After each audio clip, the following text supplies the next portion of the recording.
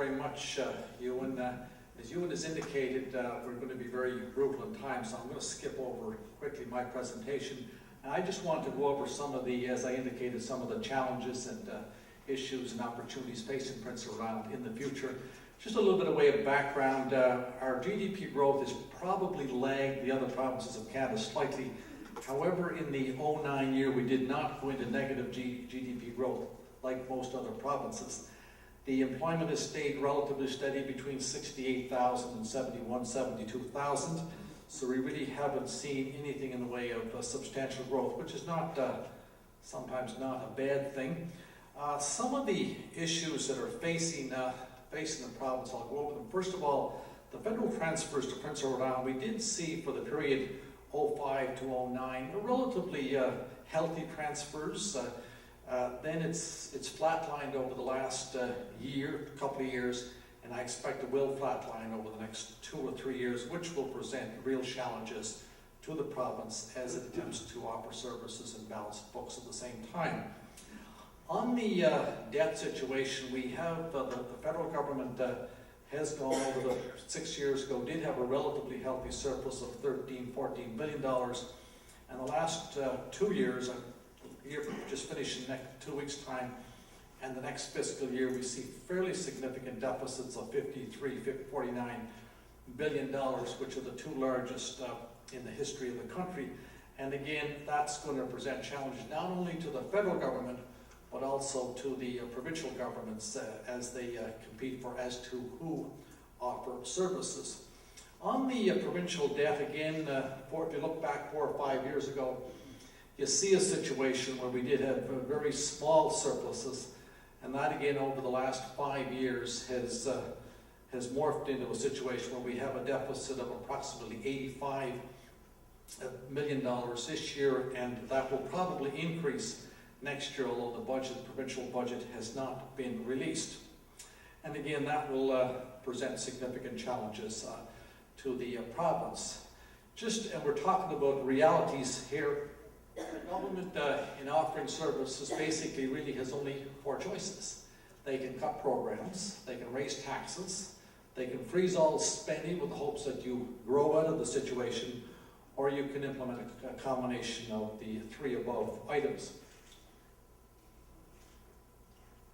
But other than that, that is the reality of the situation, and again, that has to be forefront in the mind of all governments, but also all residents of this province.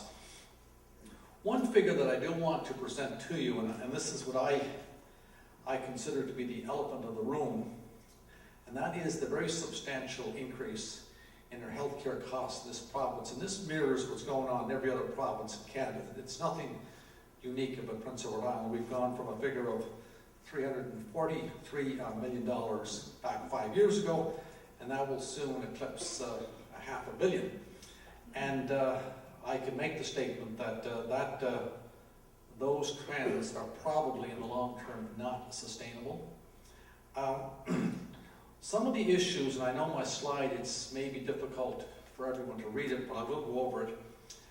Some of the issues that are facing us as a society are what I consider to be, there's some aspects of intergenerational inequities involved. There are issues that, because of our lower birth rate and increased life expectancy, there's a number of significant demographic issues that we're going to have to deal with, but we as a society are not talking about at this present time. And I'm talking about post-retirement income, I'm talking about health care, I'm talking about care of the elderly. And we don't seem, there's a number of issues that in my opinion are not getting the attention that they do deserve. And some of them, I'll just go over them briefly. The deficit, which I talked about, it's not the deficits, federal and provincial. These are not sustainable.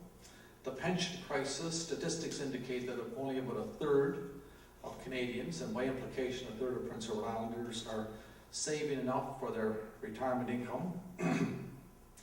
The issue of long-term healthcare sustainability. There seems to be a trend developing in society that we are now having what I consider to be barriers to post-secondary education. The attendance at at university is becoming more determinant on the income of the family, and this is going to lead to problems in the long run if it's allowed to continue. The whole issue of poverty, and not only the people that are in poverty, but the trajectories that has for our health care costs, interactions with the criminal law system, etc., etc.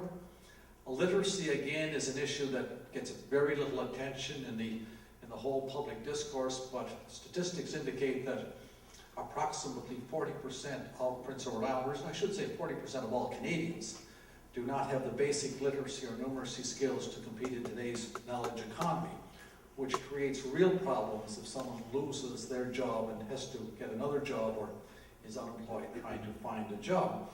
And of course, the last and probably the most significant issue is the whole issue of environment and climate change, that this will, it seems to be, everyone seems to be leaving that for the next generation to solve, and we do not get any real discussion on that issue as to how we're going to solve that particular issue. Some of these specific challenges facing Prince Edward Island are the demographic issues, which I talked about, literacy, which I'll not go over again. Productivity statistics indicate that the productivity of Prince Edward Islanders is approximately 70% of the Canadian average. The urban-rural divide, some real, some perceived. The significant decrease in our primary industries. And we have a population that's generally, I say not always, but generally been resistant to change.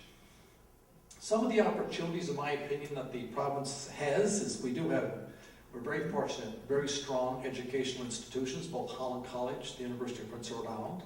We do have good transportation links, an airport, the fixed link.